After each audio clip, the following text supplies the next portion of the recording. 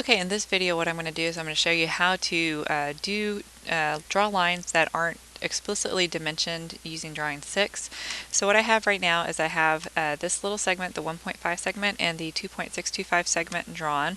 And what I want to be able to do is I want to be able to draw the rest of my shape down here on the bottom before I move on to the top section. I can also draw this little section right here. I know it's 0.75, that little piece didn't get printed. So if I do my line command, I can draw it up 0.75.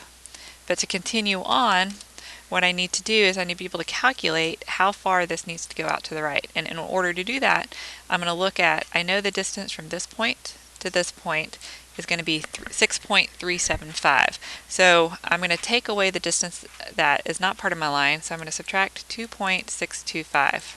And when I do that, I'm going to get 3.75 as my distance. So over here in my drawing, I'm going to move this out to 3.75. So the total distance, okay, let me try that again, 3.75.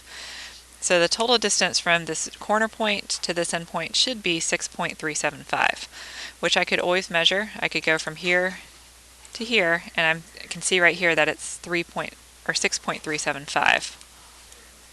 I can continue to do the same thing for this section. I know the total height from this point to the bottom is 1.87, and I can take away the 0.75 that I've already used, and I'm going to get 1.12. So I can go back over here and draw a line 1.12 straight up. Alright, now this is the line where it's going to be a little trickier because I need to know a diagonal distance. I can calculate that the vertical distance is 1.5. But because this is labeled as an angle, we haven't really done anything where I know a vertical distance and an angle. We need, if we're going to use polar coordinates because of the angle, I need to know the horizontal distance. And so there's two ways to do this. One is to use trigonometry. The cosine relationship of an angle that you know is the angle, which is 20 degrees, is the cosine of that angle is equal to the adjacent side, the side adjacent to the angle, which I know is 1.5, divided by the hypotenuse. And so if I solve for h in this equation, I'm going to get h equals a divided by cosine theta. So I'm going to put in my calculator 1.5 divided by, and now these calculators are a little tricky, so I'm going to put it in parentheses. I have to put the angle first and then take the cosine, so notice that's grouped together in the denominator, and then I can hit enter. And so that's going to give me a measurement of 1.596. I'm actually going to go to 3 decimal places because that's how accurate I am with other stuff. So I know this is 1.596. So I can draw that using polar coordinates over here. So I just start my line, pick the starting point, and remember polar is at 1.596 less than my angle. But notice it didn't draw my angle correctly because this angle is 20 degrees, but I need to give it a polar angle. This is the polar angle I need to. So what I have to do is I have to calculate that's 90 degrees minus 20 degrees. So when I'm using polar coordinates, that's actually a polar coordinate of 70 degrees. So let me redraw that angle. So starting again, my starting point at my distance less than my polar angle I'm going to use, and notice that draws the correct measurement.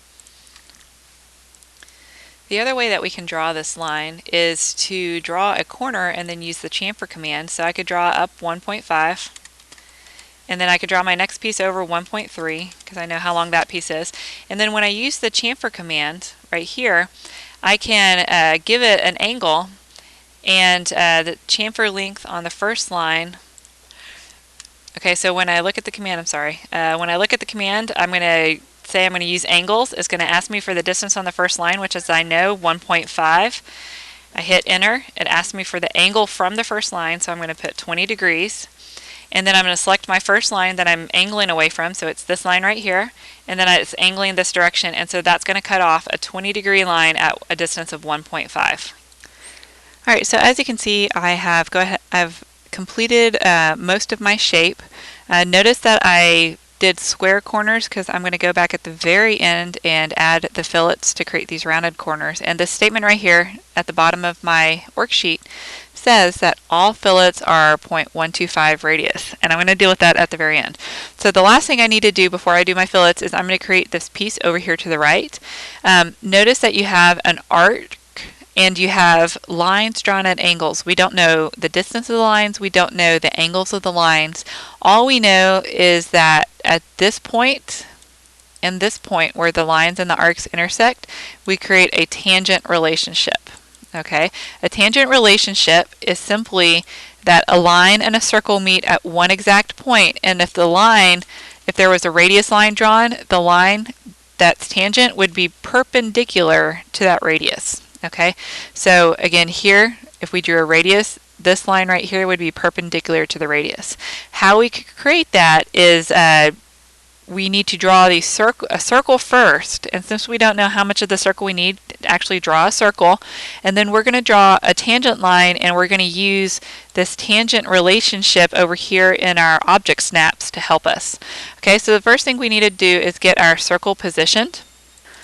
Alright, so first I'm going to, since this circle is centered so far away from where my starting point of reference, I'm going to go ahead and draw a line that is going to identify the center of the circle. So I just need to know the horizontal distance and the vertical distance to that circle.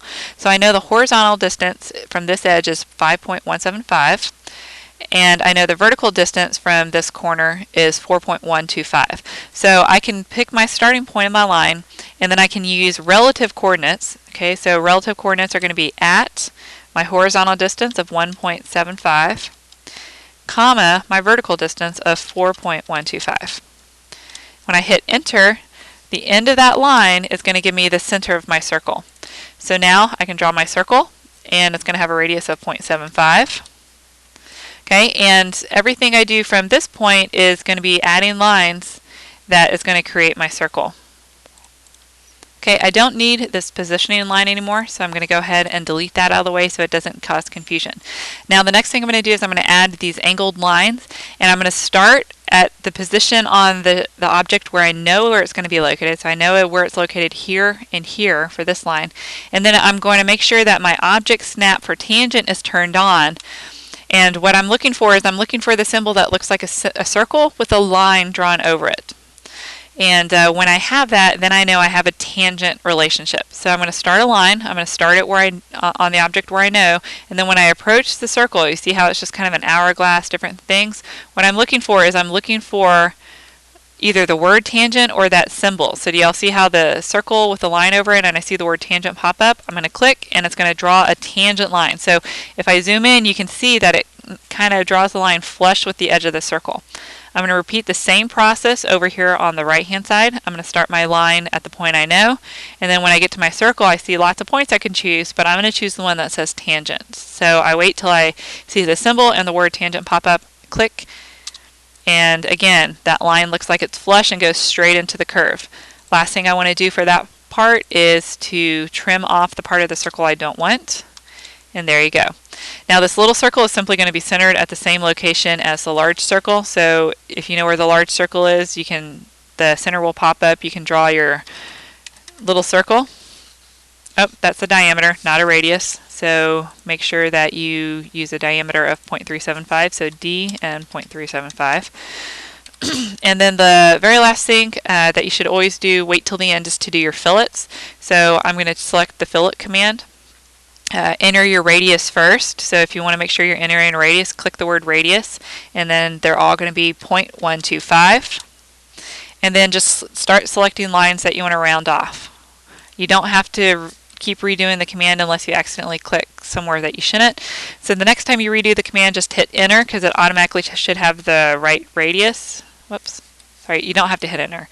You just start clicking your lines, and it will automatically use the previous radius that you had used the last time around. So the only time that you would need to enter the radius now would be if it changed to something different. So all those lines are curved. I also see I have some curve down here at the bottom. And that is how you create drawing 26.